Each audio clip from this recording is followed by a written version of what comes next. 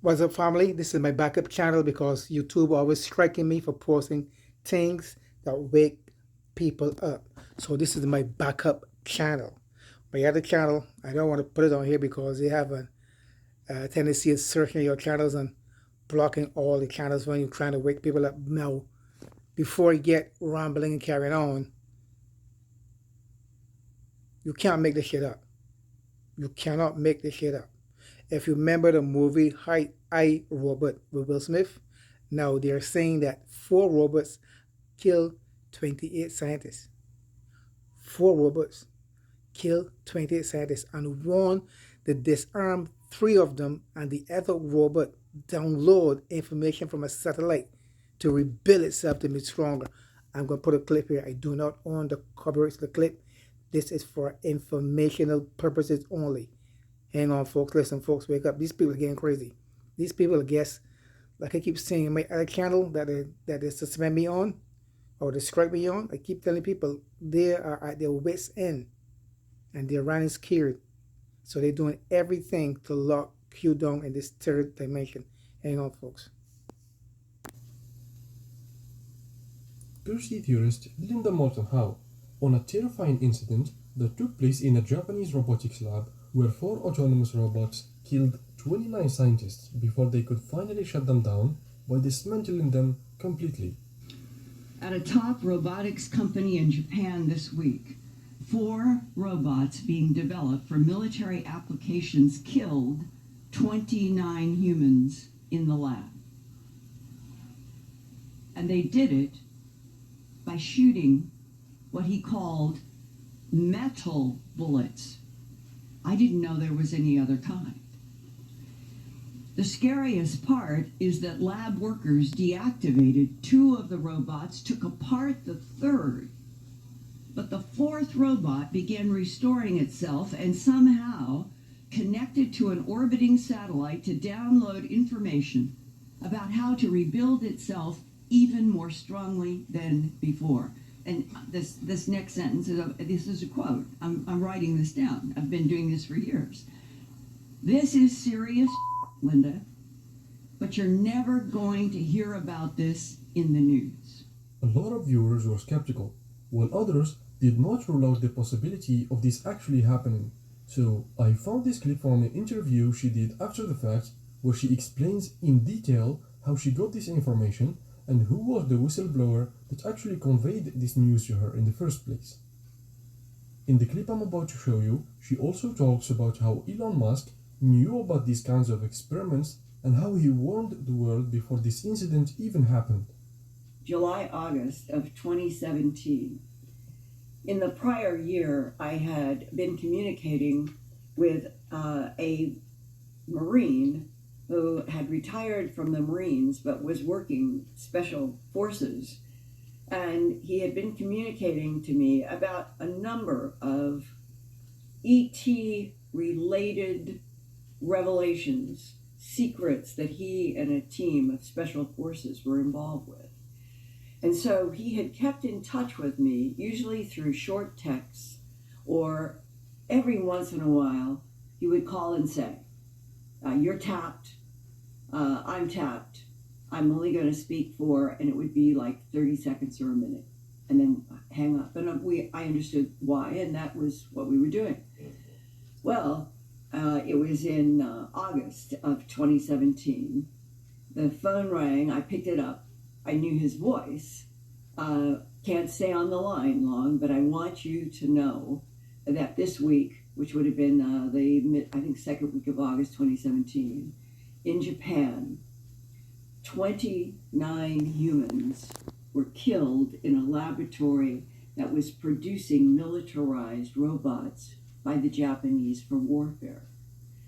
And then he went on to explain what he had learned, because they're in these units, that something like that would happen, they would receive information. And he said that the story was the four militarized robots were being made to be autonomous warriors. And that they don't know why, but the four rebelled or acted autonomously, and as they acted autonomously, they killed 29 humans in this lab, and whoever was left on the human side began pulling, this is the way he said, they began pulling the robots apart. They got 2 of them completely disassembled. We're working on the 3rd, and then the analysis later was what happened with the 4th. The 4th was communicating with a satellite that they were teaching these militarized robots how to communicate with the satellites to get information on missions, and that the 4th robot was now extending up to the satellite and was searching for information about how to make itself stronger to take on apparently the remaining humans. What did they do exactly to that 4th? I don't know, but I understand they took it apart. Would they ever put them back together? So now, we're up to a point in August of 2017 where I'm hearing a story that is shocking, and I would say is like a warning that hits you out of the blue, that if in August of 2017, 4 militarized robots being taught to be autonomous could do that in a lab, it made Elon Musk only 2 months before, in June, at the Rhode Island Governors Association meeting. There were 33 governors from the United States, and Elon Musk was one of the invited speakers. And when they sat him down in a chair and they started asking him his perspective as being head of Tesla and SpaceX, he said, I think that the greatest problem that scares me the most is artificial intelligence. And he said statements like, people don't understand that the robots, they are not going to need sleep. They're not going to need sick days. They're going to be able to do everything better, faster, more efficiently, and smarter than humans. And then he went on and he said, I am convinced that artificial intelligence right now is an existential threat to this planet. My friend used to pay $160 Governors Association meeting, or the NGA, where the governors of 55 states meet twice a year to discuss issues of national and state importance and to develop policy initiatives that address the most pressing issues facing the states. The meeting also provides an opportunity for governors to meet with representatives from the federal government and the private sector. In 2017, Elon Musk attended the NGA meeting and had an hour-long interview where he expressed his opinion on several subjects, including artificial intelligence. Somebody asked me to ask you this. We talked about workforce today, but they asked me, are robots going to take our jobs, everybody's jobs in the future? Or how much do you see artificial intelligence coming into the workplace?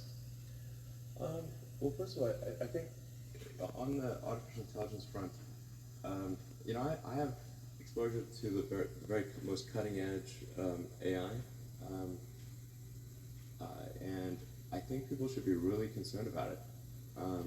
I keep sounding the alarm bell, but until people see like robots going down the street killing people, like they don't know how to react, because it seems so ethereal. I think we should be really concerned about AI, and I think we should. AI is a rare case where I think we need to be proactive in regulation instead of reactive, because I think by the time we are reactive in AI regulation, it's too late. And normally the way regulations are set up is that a whole bunch of bad things happen before they do something good. Public outcry. Yeah. And then after many years, a regulatory agency is set up to regulate that industry. There's a bunch of opposition from a company. Okay, family, you get the picture. You get the picture.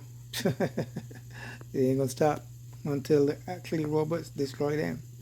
Peace out. One love. Subscribe. Thumbs up. Share the videos. I'm out of here. Peace out. One love.